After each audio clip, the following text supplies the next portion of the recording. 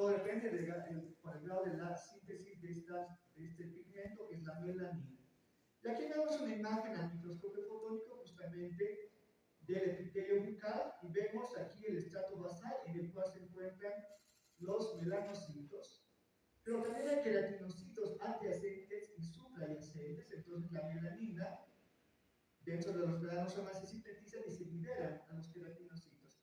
Entonces, igual que en la piel, el melanocito sintetiza la melanina, pero esa melanina es almacenada por los queratinocitos.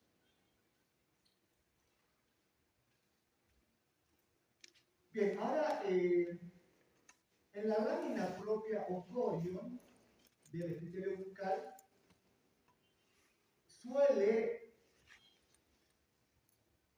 liberarse melanina.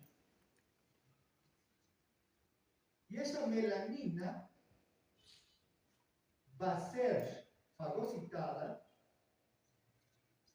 por los macrófagos que albergan gran cantidad de melanina.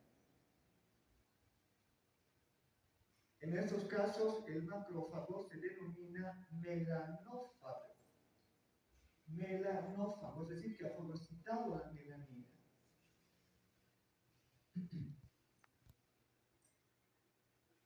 Aquí tenemos una imagen justamente de un macrófago que ha fagocitado la melanina excedente y obviamente está bien pigmentado, pero se llama melanófago. Células dendríticas.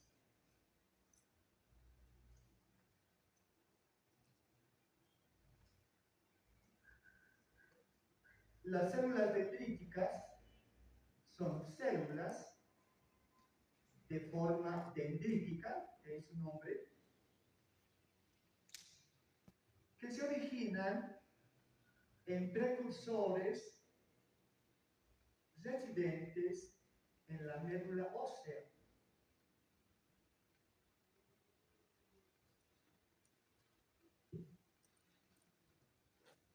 Estas células, igual alrededor de la octava semana, migran al epitelio bucal en formación y se instalan sobre todo en el estrato espinoso. Bueno, aquí vemos la célula, ¿no? La célula de la dendrítica, cuerpo ligeramente oblongado y largas prolongaciones que asemejan a las dendritas de las neuronas, por eso no. Y aquí vemos una imagen al microscopio fotónico de estas células. Vemos que están más presentes en el estrato espinoso del epitelio. Ahora bien, estas células se pueden teñir mejor con el cloruro de oro, que las hace más evidentes con el cloruro de oro. Existen dos tipos de células dendríticas que son los siguientes. Las células de Langerhans y las células de Greisenstein. Bueno, ahorita van a ver el nombre. Las células de Langerhans son las más abundantes de los dos tipos, obviamente. Son células de forma dendrítica, con núcleo central y prolongaciones citoplasmáticas que se insinúan entre los queratinocitos.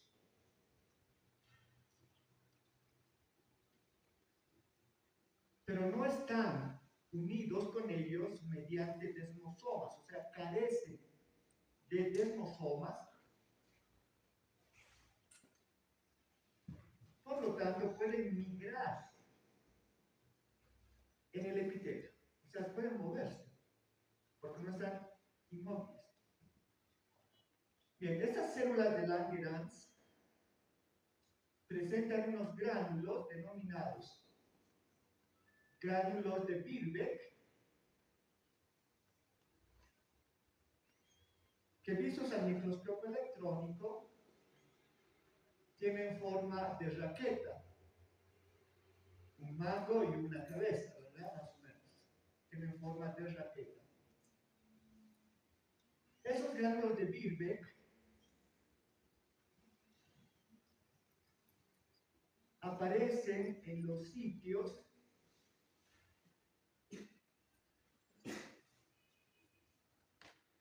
donde se hizo la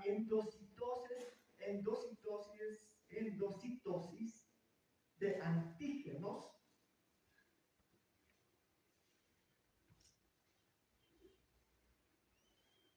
dando lugar a la formación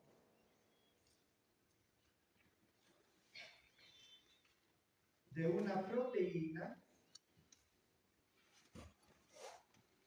denominada langerina.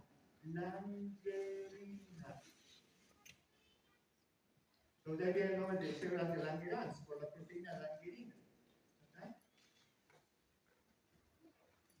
La función de estas células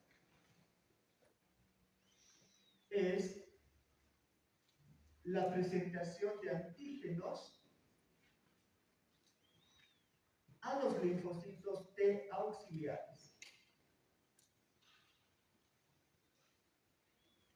Entonces, una célula presentadora de antígenos. Ya han visto en la parte de inmunología, ¿verdad? Un antígeno es una macromolécula extraña, puede ser virus o un parásito, lo que sea, el elemento extraño. Entonces, la célula presentadora de antígenos fagocita la procesa y la presenta a los linfocitos para que hagan la respuesta inmunológica. Entonces, en este caso, las células de Langerhans presentan los antígenos, pero a los linfocitos T auxiliares para desencadenar la respuesta inmunitaria de tipo celular, en este caso, ¿no? Pero esos son detalles. El otro tipo de célula es la célula de Greinstein. Aquí está, célula de Greinstein. Son más escasas,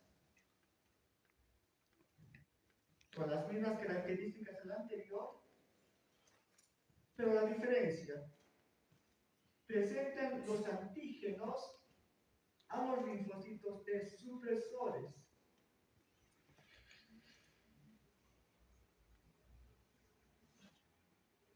Bueno, entonces ustedes han visto que en la inmunidad tiene que haber una regulación, una autorregulación. No puede haber mucho de uno ni poco de otro. Entonces, estas dos células se regulan entre sí, ¿verdad? Porque esas presentan para que se desencadene la respuesta inmunitaria. En cambio, las otras presentan los antígenos para que la frenen. Se va viendo un equilibrio entre ambos tipos de células y las dos están dentro del epitelio bucal.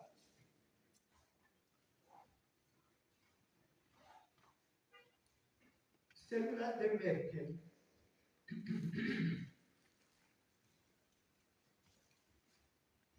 Bien, las células de Merkel son células que también se originan en la cresta neural, en las células neuropodérmicas de la cresta neural, y luego se instalan en el estrato basal del epitelio, uniéndose mediante desmosomas. Aquí sí las células están unidas con desmosomas con las células adyacentes. Estas células tienen un cuerpo ovoidal, o ligeramente oval, y prolongaciones citoplasmáticas cortas que se unen a los queratinocitos subyacentes mediante desmosomas.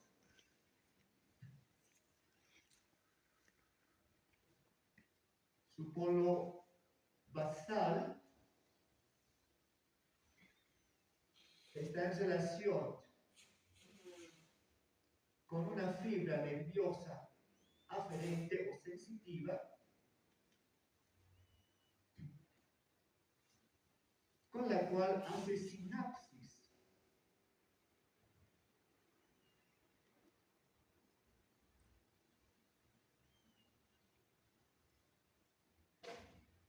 cual se considera que es una neurona sin axón. O sea, la célula de Merkel se ha visto recientemente que es una neurona, pero que no tiene axón.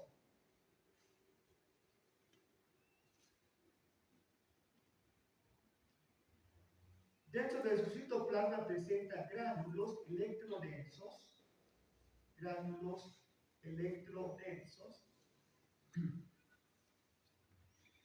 que contienen neurotransmisores químicos.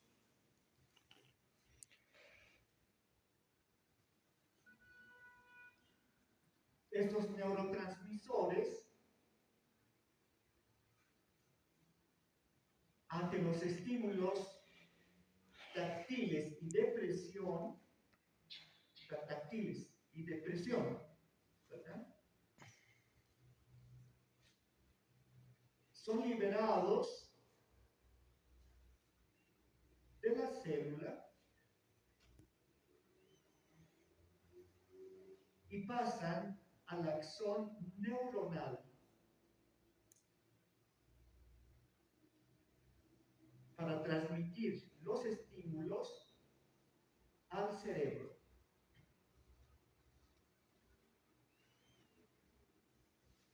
Bien, entonces vemos, esa célula es bastante interesante.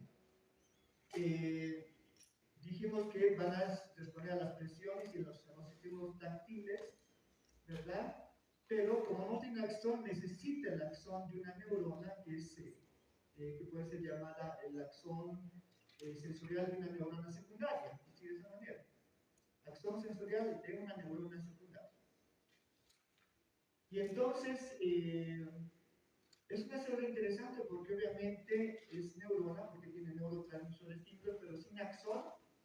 Pero hay una contribución de un axón de una neurona sensitiva secundaria que capta sus estímulos y los lleva hacia el sistema nervioso central, hacia el cerebro. Por eso, cuando hay, por ejemplo, presión o estímulos táctiles en la mucosa bucal, esas células son estimuladas y el neurotransmisor pasa al axón de la neurona y va a descender al cerebro. El cerebro es el que percibe la presión o estímulos táctiles en la mucosa bucal. ¿Verdad? No las células, no, ella solamente recibe el estímulo, pero el que percibe es el cerebro. ¿No? Y aquí tenemos una imagen con el microscopio fotónico justamente de las células de Langerhans, las células de Merkel. Como vemos, son células claras porque como tienen neurotransmisores químicos, no se tiñen con las tinciones habituales y aparecen pálidas, con poca tinción. ¿No?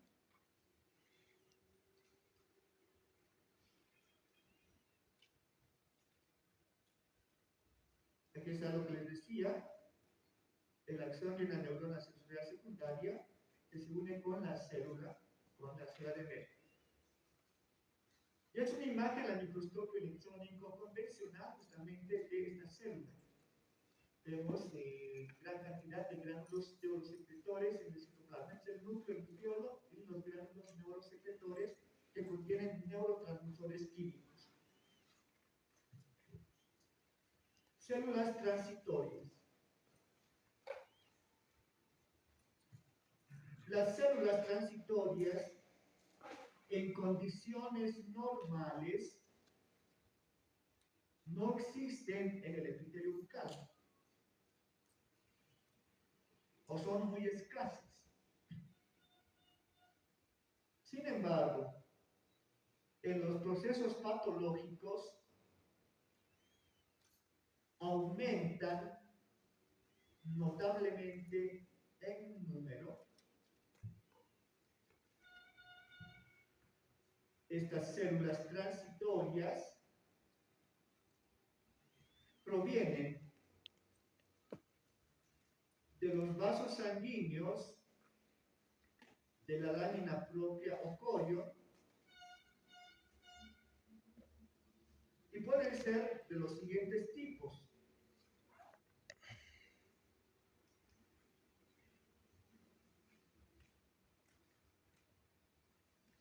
Principalmente neutrófilos, que están incrementados en las inflamaciones agudas, linfocitos que aumentan su cantidad en las inflamaciones crónicas, y además pueden existir eosinófilos, basófilos y monocitos.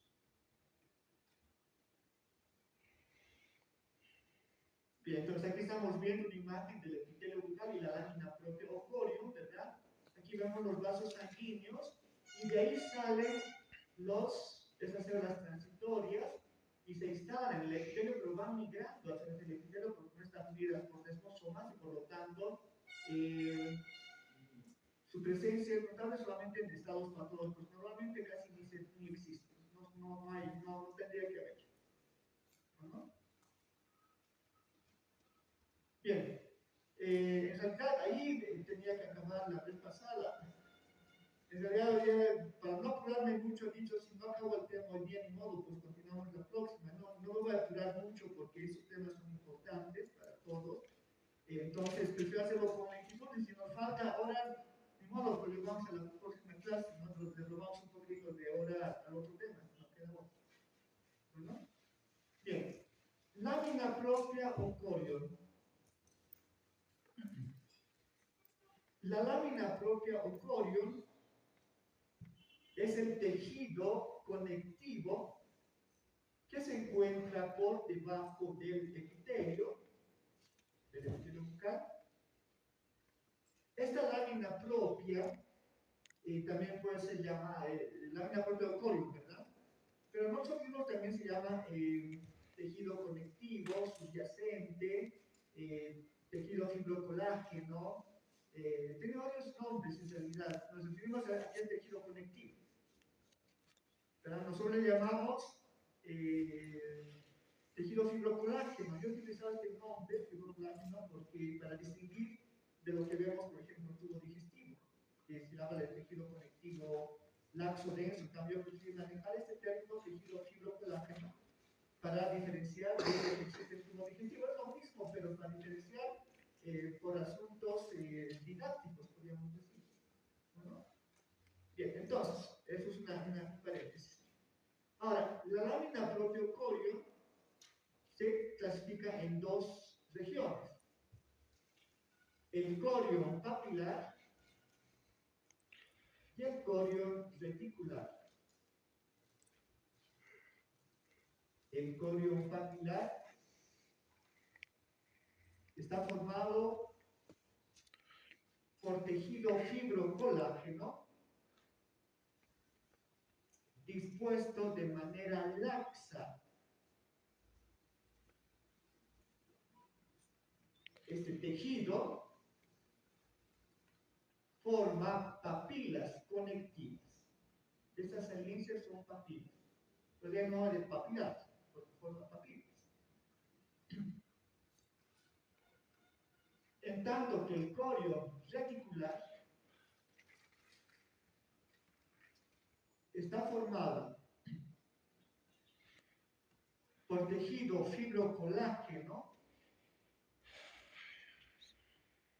dispuesto de manera densa o semidensa.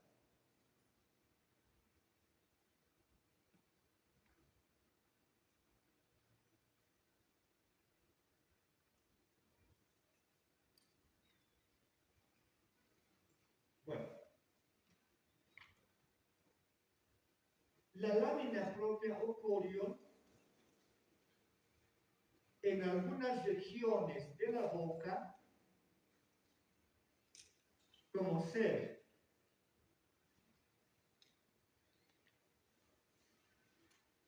el zafe medio del paladar y el reborde gingival,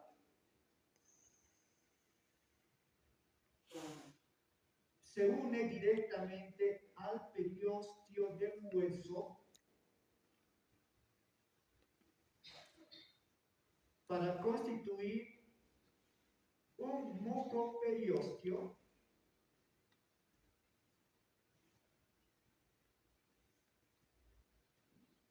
Ahora bien, de mucosa que no tiene submucosa se denomina mucosa sésil. Eso es importante, ¿verdad? Cuando trabajamos en la clínica, vamos a ver que tenemos que a veces colocar anestesia, ¿verdad? Para sacar una muela, por ejemplo. Si colocamos la aguja en los lugares que son muy duros, va a haber mucho dolor, porque el anestesio se va a difundir haciendo mucha presión y va a estimular las fibras sensitivas. Es por eso que es bueno conocer las regiones donde existe submucosa y donde no hay submucosa. Donde no hay submucosa, como dijimos, aquí vemos una imagen histológica del paladar, vemos el epitelio y la lámina propia y directamente el hueso. No hay una submucosa que la haga blandita, es dura esa región. Si ustedes se tocan con la lengua, el rafe medio del paladar y los de bordes gingivales son zonas duras. Entonces, obviamente, ahí no vamos a colocar anestesia, vamos a pasar dolor. Tenemos que buscar zonas blandas, ¿verdad? Entonces, justamente esta zona, que es un mucosa nervioso, se conoce como mucosa sésil técnicamente. Es una mucosa, pero que no está sostenida por una submucosa. Bueno.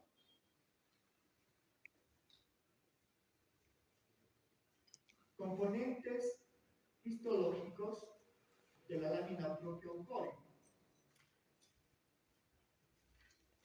Como todo tejido conectivo, la lámina propio-oncórica tiene los dos componentes básicos: células y matriz extracelular. Las células son fijas o transitorias. Las células fijas son los fibroblastos, los macrófagos y las células cebadas o mastocitos. Eso quiere decir que siempre están presentes, pero no son células fijas.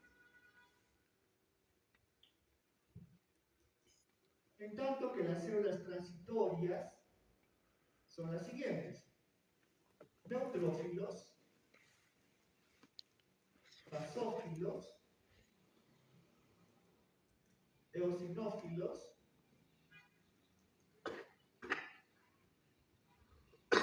células plasmáticas o plasmocitos,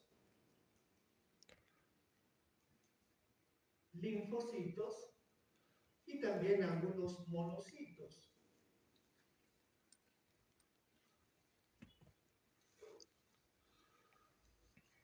Ahora, eso en cuanto a células, ¿verdad?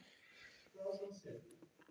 Ahora bien, la matriz extracelular tiene dos partes, una parte fibrosa y una parte amorfa, igual que el tejido conectivo. La parte fibrosa está formada por fibras colágenas de tipo 1, fibras colágenas de tipo 3 y también algunas fibras elásticas.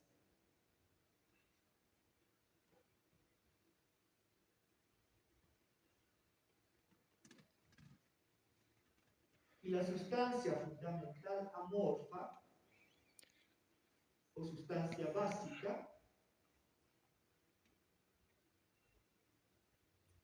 presenta glucosaminoglicanos, principalmente el condroitin sulfato y el ácido hialurónico.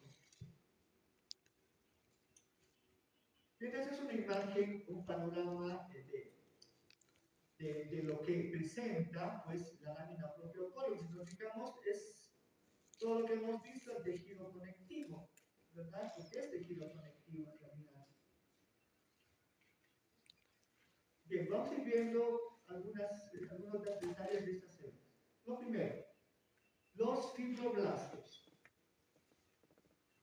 Los fibroblastos, como dijimos, son células fijas de la lámina propia. Son células de forma fusiforme, con núcleo central y prolongaciones citoplasmáticas cortas.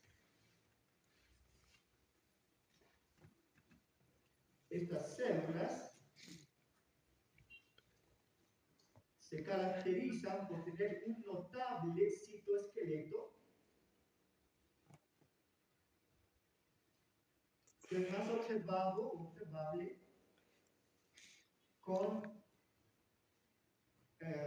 cuando se observa con el microscopio de fluorescencia.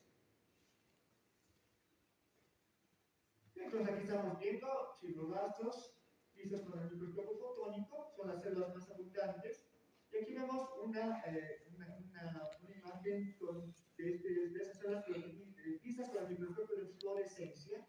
Vemos la gran cantidad de citoesqueleto que presenta, es una célula que tiene esa particularidad, un citoesqueleto muy desarrollado. ¿Bueno? Bien, estas células, los fibroblastos, van a sintetizar la matriz extracelular. Toda la matriz extracelular, fibras y sustancia amorfa. Ahora bien, en los sitios de cicatrización de heridas, en la mucosa bucal, se ha detectado la presencia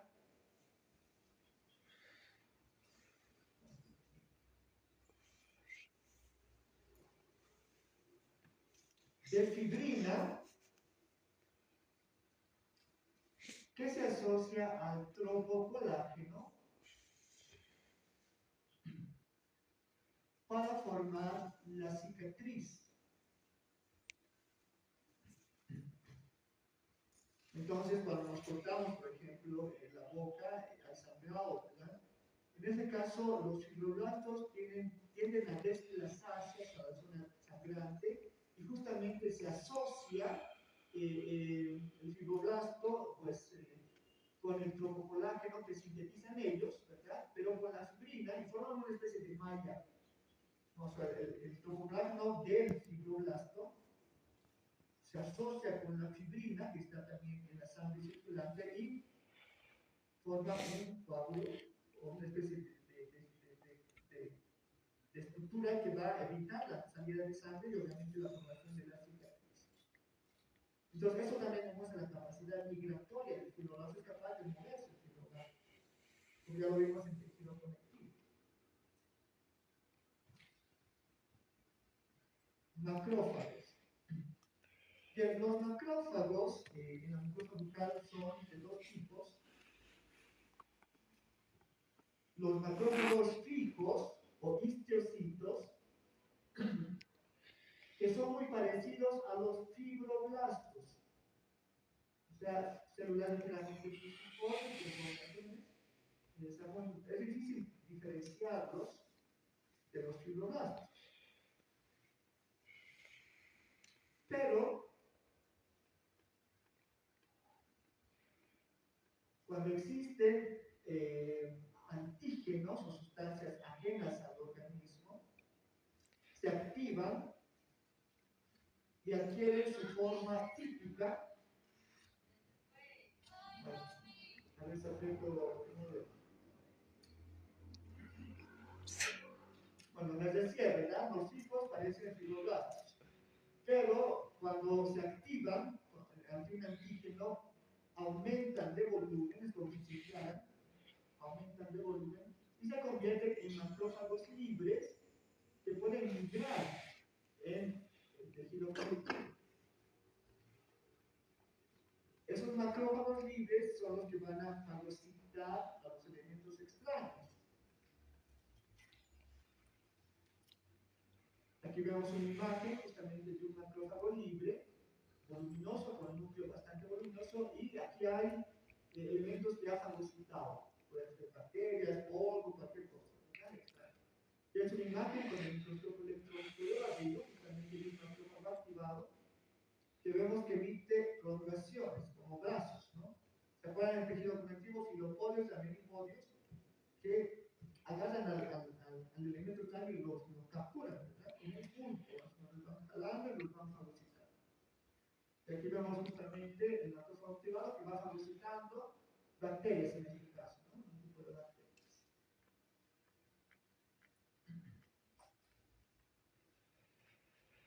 células cebadas o mastocitos.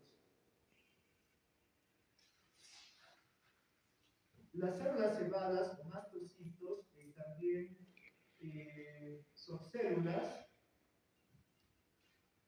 pues que tienen una forma ligeramente oval. Aquí vemos. Con el microscopio fotónico vemos un dibujo esquemático. Núcleo ligeramente excéntrico, pero que tiene granulaciones metacromáticas, basófilas, que contienen sustancias como la histamina y la heparina. Entonces, en estas granulaciones existen histamina y heparina.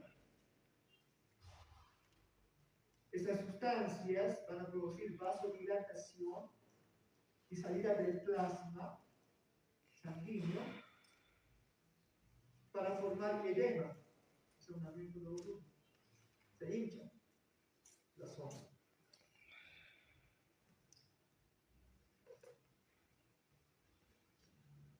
Por eso estas células son las responsables de desencadenar la respuesta de hipersensibilidad inmediata o alergia, más conocido, es más corriente este nombre, ¿verdad? Alergia o reacción de hipersensibilidad inmediata.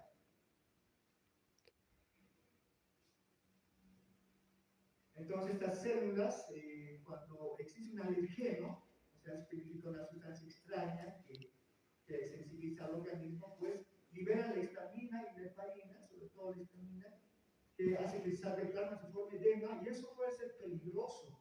Cuando por ejemplo se presenta a nivel de las vías respiratorias, por ejemplo la glotis, o el paladar blando y la ungula, por ejemplo, que está por ahí detrás, pues es peligroso porque se puede hinchar tanto que puede dificultar el ingreso de aire, ¿verdad? Por eso es, en este caso, urgentemente antihistamínicos, ¿no? O sea, la histamina hace que los vasos se dilaten y salga el líquido, el plasma, y se va a hinchar la zona. Pero en este caso ya vemos los síntomas, entonces hay que dar inmediatamente por vía venosa, inclusive a veces antihistamínicos, para que se produzca vasoconstricción y evite que se siga saliendo más plasma, pues, ¿verdad? Entonces, eso también ya lo hemos visto en tejido conectivo, lo han visto en tejido conectivo, y eso es una función importante justamente de estas células.